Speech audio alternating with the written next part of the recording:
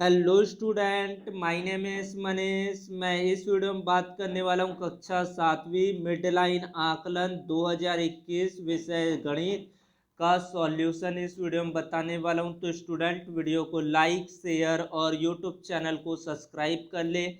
इसका PDF Telegram पर update है, लिंक डिस्क्रिप्शन पर है, जाकर डाउनलोड करें।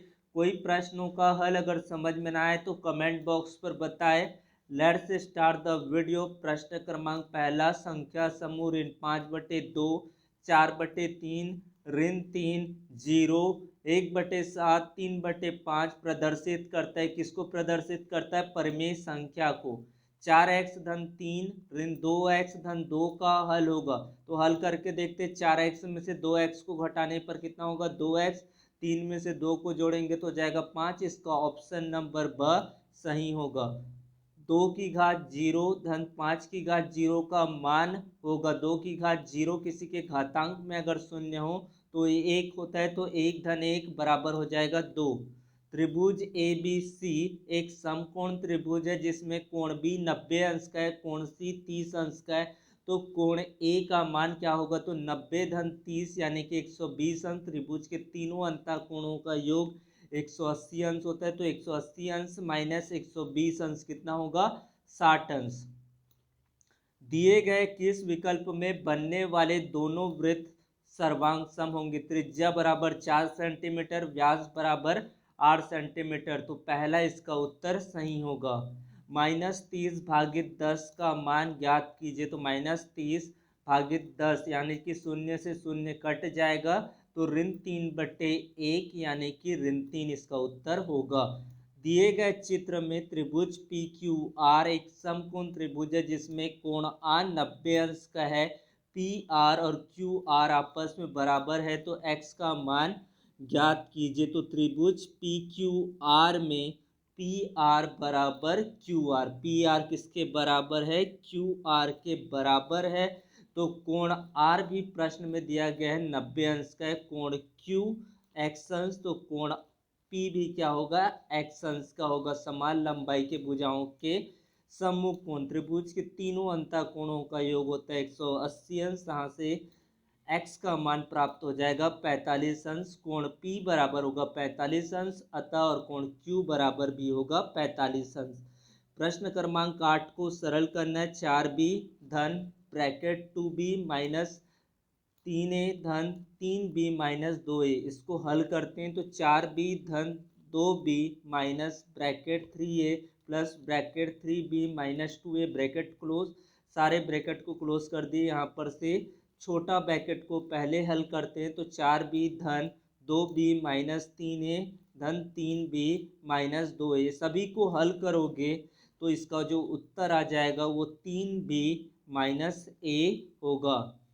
दिए गए त्रिभुज ए बी सी तथा डी सी बी में यदि ए बी बराबर डी सी, ए सी बराबर डी बी है तो उचित संगतता के साथ दिखाइए कि ये त्रिभुज क्या होंगे? सर्वांग सम होंगे। वो कैसे देखते हैं। त्रिभुज ए बी सी एवं त्रिभुज डी सी बी में ए बी बराबर क्या होगा?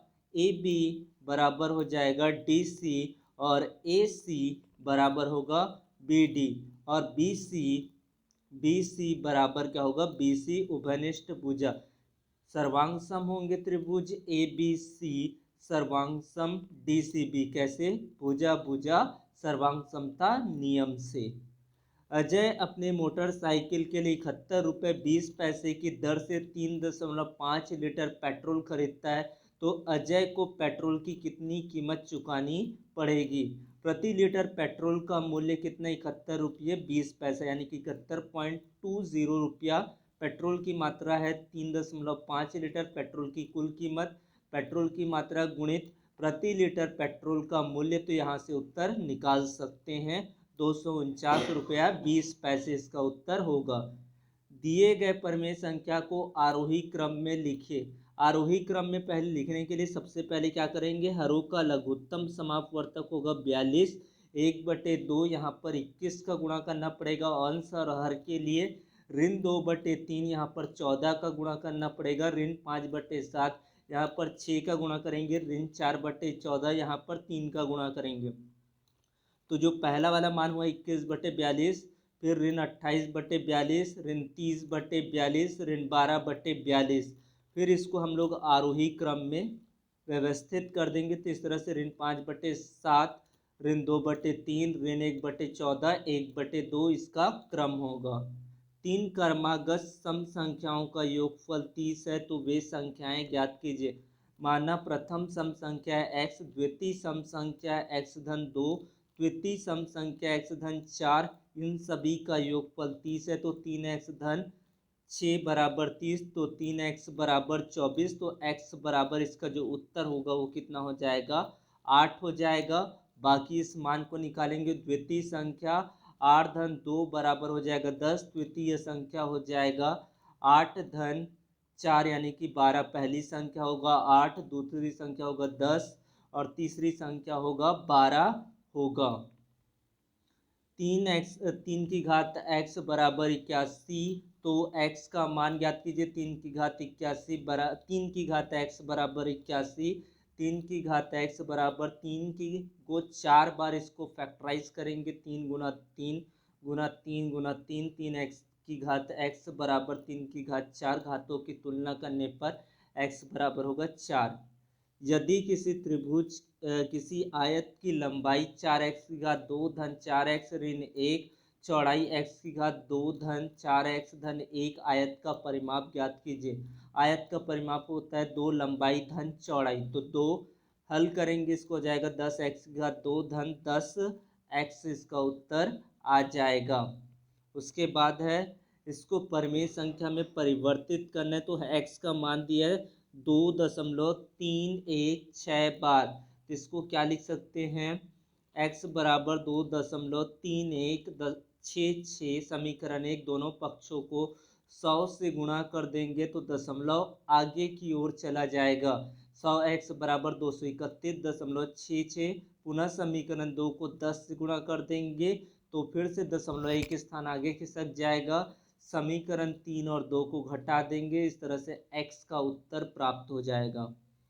उसके बाद त्रिभुज ABC की रचना करना है, जहां पर BC बराबर 5 सेंटीमीटर, कोण C बराबर 50 अंश, कोण A बराबर 70 अंश। त्रिभुज ABC में BC बराबर 5 सेंटीमीटर, कोण C बराबर 50 अंश, कोण A बराबर 70 अंश। भुजा पर बनने वाली एक कोण ज्ञात है, अतः आर रचना करने के लिए कोण B का मान ज्ञात करना होगा। कोण B का मान कितना होगा, 60 अंश का होगा। उसके बाद आपको त्रिभुज ABC की रचना करना है। त्रिभुज के तीनों अंतःकोणों से कोण B का मान ज्ञात करना है। उसके बाद इस त्रिभुज को बनाना है। तो इस त्रिभुज को इस तरह से बना लेना है। उसके बाद अगला प्रश्न है, त्रिभुज PQR की रचना कीजिए, जिसमें भुजाएं PQ बराबर 4.5 सेंटीमीटर, QR बराबर 5 सेंटीमीटर, RP बराबर 7 सेंटीमीटर हो। तो रचना के पद भी लिखिए। तो स्केल की सहायता से सर्वप्रथम 5 सेंटीमीटर QR एक रेखाखंड खींचेंगे। Q को केंद्र मानकर 4.5 सेंटीमीटर त्रिज्या का चाप ऊपर काटा। R को केंद्र मानकर 7 सेंटीमीटर केंद्र त्रिज्या का चाप ऊपर काटा, जो पहले चाप को P बिंदु पर प्रतिच्छेद करती है। बिंदु Q को P से तथा R को P से मिलाया। त्रिभुज PQR की यही अभिष्ट त्रिभुज होगा। अगर इसको अच्छे से समझना चाहते तो कमेंट पर मैसेज करें, पूरा ब्लैक बोर्ड पर आपको अच्छे से कॉपीज पर अच्छे तरीके से समझाया जाएगा। उसके बाद चित्र को देखकर प्रश्नों के उत्तर देना है। यहाँ पर प्रश्न दिया गया है तो इसके निर्देशांक बताना है। ई के निर्देशांक होगा 1, 11, एफ के निर्देशांक होगा यहाँ पर 1 और 7, जी के निर्देशांक होगा 4 और 7, ए बी बराबर होगा 6 ऋण 4 और डी सी बराबर होगा 8 ऋण 4 बराबर 4। केंद्र के निर्देशांक होंगे 9 और 3। केंद्र के निर्देशांक क्या होगा, 9 और 3 होगा। और वृत्त का व्यास होगा 2 सेंटीमीटर का होगा। वेरी वेरी इंपॉर्टेंट क्वेश्चन है बोर्ड एग्जाम के लिए भी, और अभी हाफ ईयरली और मिड लाइन असेसमेंट के लिए भी। ग्राफ पेपर पर दर्शाए गए बिंदु ए बी सी डी के निर्देशांक अपनी उत्तर पुस्तिका पर लिखना है। ए के निर्देशांक देखो बच्चों क्या होगा, ए का निर्देशांक 2 और 3, बी के निर्देशांक क्या होगा 4 और 5, सी का निर्देशांक होगा 6 और 4, सी के निर्देशांक होंगे 6 और 4, डी के निर्देशांक है 6 और 8, 6 और 8 इसका निर्देशांक है, ई का निर्देशांक है 5 और 10, ई के निर्देशांक है। तो इस तरह से आपको उत्तर लिखना है।